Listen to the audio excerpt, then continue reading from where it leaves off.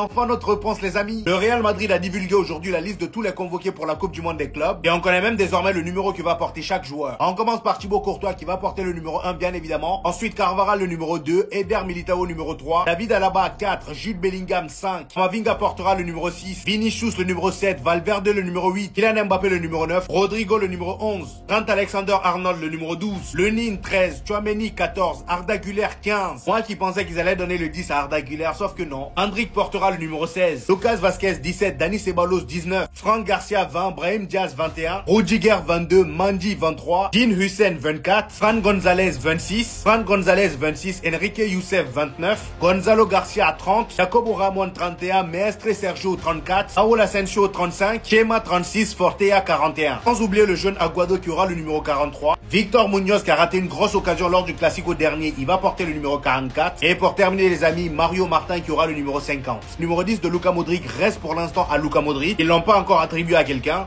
Dites-moi en commentaire ce que vous pensez de ces attributions.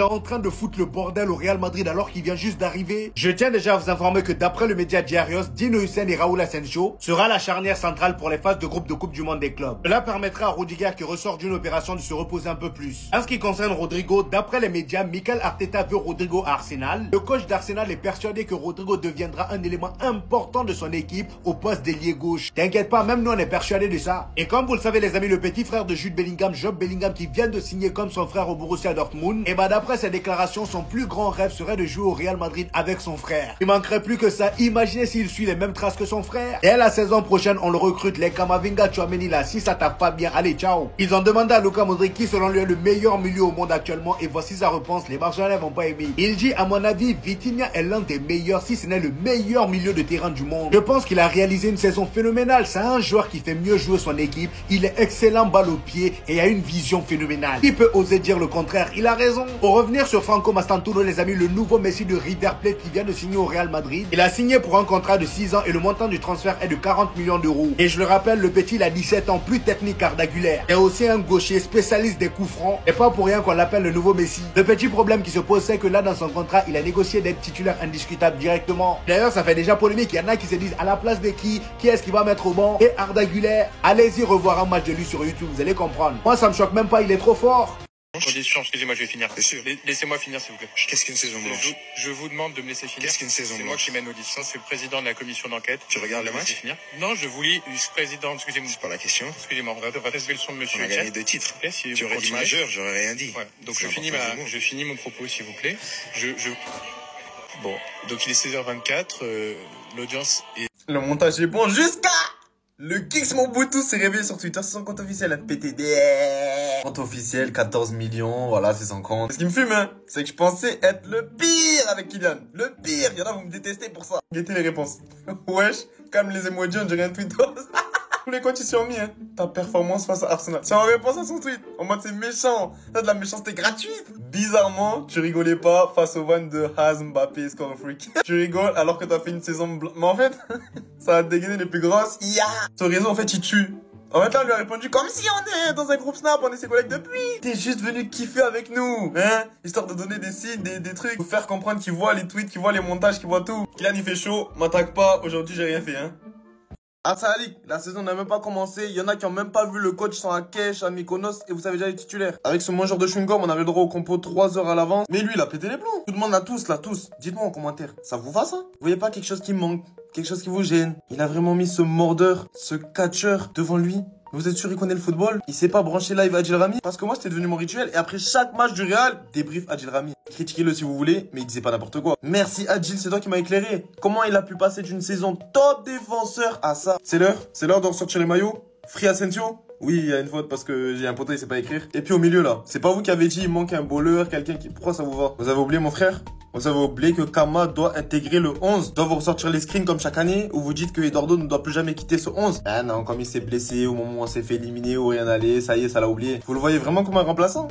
Enregistrez la vidéo, on en reparle en fin de saison. Chaque année, vous faites la même chose pour venir à chaque fois tweeter. Ah, finalement, Eduardo, quel joueur. Nous, on est dans le train. Il y en a qui sont dans le train là. Et même lui là, le petit nouveau Franco. T'es un crack, mais tranquille. Comment ça, il veut en faire son titulaire cash? J'aime bien le taquiner, mais respecter le R aussi. Hein? J'en parle comme si c'était un joueur lambda, mais c'est un joueur de fou. N'oubliez pas que sur toute la première partie de saison dernière, le meilleur des trois, c'était lui. J'ai jamais vu ça, hein. Il a tout changé avec Rodrigo, à un tel point où tout s'est arrêté dans la tête de Rodrigo et ça a suffi pour lui faire prendre sa décision. Regardez juste ça s'il vous plaît. À un point où actuellement, il en vient à écrire Félix. Et même si on sait pertinemment qu'Arsenal est toujours soigneusement sur ses côtes, que Arteta le veut par-dessus tout, aujourd'hui il semblerait plus que tout que Rodrigo a tranché et est heureux sous les ordres de Xabi Alonso. Une arrivée qui est considérée un point importante, où lui-même considère que cela lui permettra de gagner encore plus d'importance au sein du club. Il veut désormais s'établir et prouver sa place par-dessus tout. J'ai bien l'impression qu'il est très bien parti. Aussi bien parti que notre premier match commence bien dans 7 jours contre Al Hilal en Coupe du Monde des clubs, et que nous avons déjà que lors des phases de groupe, nous aurons une défense centrale alignée de Huijsen et de Raúl Asensio. Si c'est clairement pas le bonheur, expliquez-moi ce que c'est. Même si l'incertitude plane aujourd'hui après la Coupe du Monde des clubs, puisqu'on vient de nous faire savoir que Mastantuono serait apparemment titulaire dès qu'il arrive après la Coupe du Monde des clubs. Passant littéralement par cette composition, ce qui nous donnerait un tel dispositif, qu'on se le dise, j'y crois pas trop. Surtout quand on n'y voit pas Arda Güler alors que Xabi Alonso le considère très important, on n'y voit pas Raúl Asensio non plus. Une chose est sûre bien évidemment qu'avec ce coach, rien n'est assuré. Tout le monde va devoir se battre pour sa place, surtout quand on voit qu'aujourd'hui, que lui-même est prêt à mettre le chasuble et jouer. Franchement. Il a choqué toute l'assemblée. Quand on a vu ce qu'il a fait, on était tous choqués. Déjà, écoutez bien comment il parle, s'il vous plaît.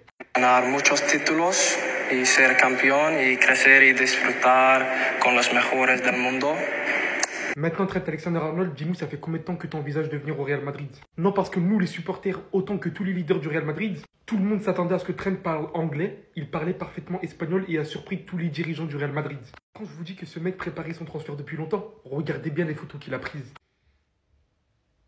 Vous savez combien de temps il a attendu ce moment? Regardez comment il attendait que ça, s'il vous plaît, mais c'est pas tout. Il fait pas ça avec tous les joueurs. Florentino Pérez a montré à Trent Alexander-Arnold le trophée de la meilleure équipe du siècle. Un trophée que uniquement le Real Madrid possède. Il en a fini par dire être recruté au Real Madrid n'arrive pas tous les jours, c'est un rêve devenu réalité. Je suis heureux de jouer à présent aux côtés des meilleurs joueurs du monde. J'ai hâte de montrer aux fans du Real Madrid ce que je peux faire sur le terrain et il a fini par un Hala Madrid. Ils se sont bien trouvés tous les deux. Florentino Pérez, il le lâche déjà plus. Les deux, ils sont attirés par la gloire. Voilà un nouveau dans la bande des beaux gosses sucrés du Real Madrid. Je pense que là, il a directement compris ce qui est attendu de lui après tout ça.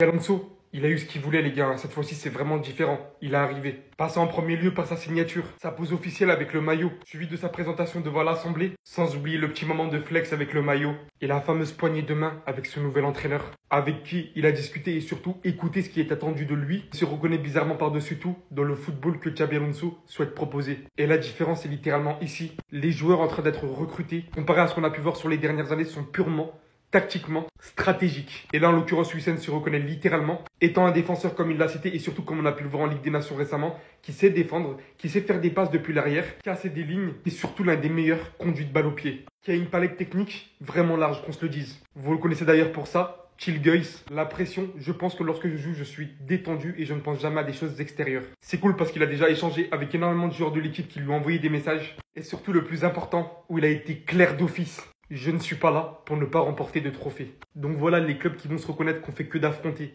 tout au long d'une saison. Il n'est pas là pour perdre face à vous. Sachez-le. Une grande confiance en ce jeune homme dont le maillot lui va à merveille, qui va visiblement être très important au vu de ce qu'on commence à voir aux entraînements avec Xabi Alonso, ou dans une vidéo publiée par le club directement aujourd'hui, Xabi Alonso s'est employé à construire le jeu défensif. Les deux défenseurs centraux ont une grande possession de balle. Et vous voyez bien que cela correspond littéralement à notre nouvelle recrue. Communiqué du Real Madrid concernant l'entraînement du jour. Ouais, je vous la refais, vous savez pas bien.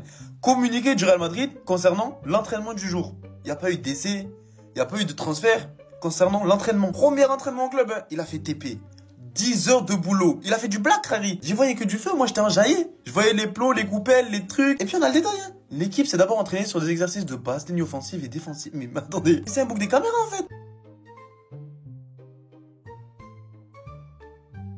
Frère, Ancelotti l'a jamais vu courir. Le rédacteur en chef, il va péter les plombs avec lui. Non mais je suis pas fou. Toutes les photos et vidéos qu'on voit de lui, des grands signes, des hurlements écrits sur tout le monde. C'est pas sûr, il faut crier. Nadine, il fallait un coach un peu ouais. C'est sur les Mbappé, les Vini, quand ils vont revenir, il faut leur taper sur les doigts. 3 jours seulement, c'était tellement hard. Ils ont demandé jours de repos. Je vous jure, demain, congé pour les footballeurs. Ça vient de reprendre. À 4 jours, ils étaient dans les Marrakech, Mykonos, Marbella. 3 jours, c'était la rentrée. 3 jours après, congé. Quel était l'état de nos joueurs? Lui, ça fait 40 ans, il est au club. Sueur, goutte, il transpire, il va s'évanouir. C'est avec ce mangeur de chewing-gum, on a gagné 2 Ligues des Champions en 4 ans. Là, on va devenir imbattable, c'est ça? Même si c'est un bouc des caméras. Saison invaincue avec Leverkusen.